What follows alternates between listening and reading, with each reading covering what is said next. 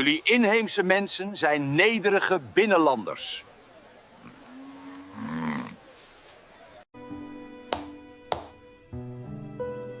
Buku iki sangar rek, seneng awakmu nek maca iki.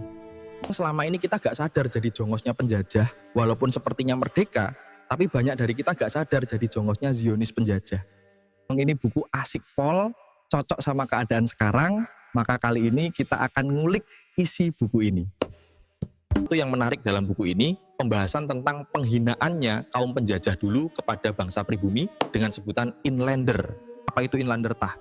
Belanda mengatakan bahwa inlander adalah kaum yang derajatnya lebih rendah dari anjing, dan anjing lebih patut dimuliakan dari kaum inlander.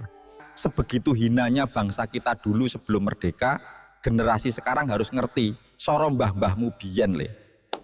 Sejarah awal penghinaan bagi bangsa pribumi berawal dari Jan Pieter Zoon-Koon, gubernur pemerintahan penjajah paling kejam di sini.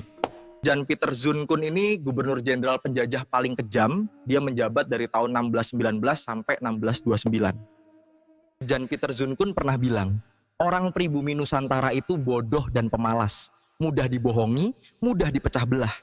Inilah awal sebutan inlander dari Zionis Belanda, maka sejak itu Belanda membuat aturan pemerintah untuk ngatur kasta-kasta mulai tahun 1654. Undang-undang diskriminasi untuk bangsa pribumi, dan diperkuat oleh undang-undang pengatur kasta-kasta pada tahun 1854. Kasta-kasta yang dibuat dalam undang-undang pemerintahan Belanda itu untuk mengatur perlakuan dan hak antara pemerintah penjajah dengan masyarakat yang ada di Nusantara.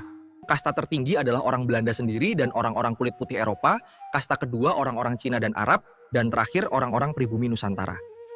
Wes taklah, pomo awakmu urip jaman iku, wajor temen awakmu.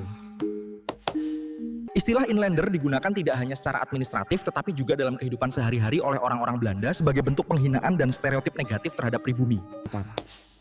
Setelah muncul pergerakan perjuangan nasional yang dipimpin Hos Cokro Aminoto, istilah inlander ditentang rakyat Indonesia dan istilah inlander baru dihapus setelah bangsa Indonesia memproklamasikan kemerdekaannya pada 17 Agustus 1945. Ngono rek, eru awakmu, sorone biyen wong Indonesia berjuang merangi penjajah. Lah kok saiki jarine sing merdeka 17 Agustus 45 jari Republik. Sing ngomong 17 Agustus 45 kemerdekaan Republik gak tahu dijejeli sandal lambene. Apa hubungannya sebutan inlander dengan penyebutan frasa kemerdekaan Republik Indonesia? Orang Indonesia akan dianggap bodoh, buta sejarah kemerdekaan bangsanya, buta sejarah berdirinya negara kesatuan Republik Indonesia, padahal bangsanya sendiri, negaranya sendiri. Maka, secara tidak langsung orang Indonesia mengiyakan dan setuju dijuluki inlander karena kebodohannya. Mengatakan 17 Agustus 45 kemerdekaan RI sama dengan mengatakan negara Indonesia negara jajahan. Lah yang jajah siapa?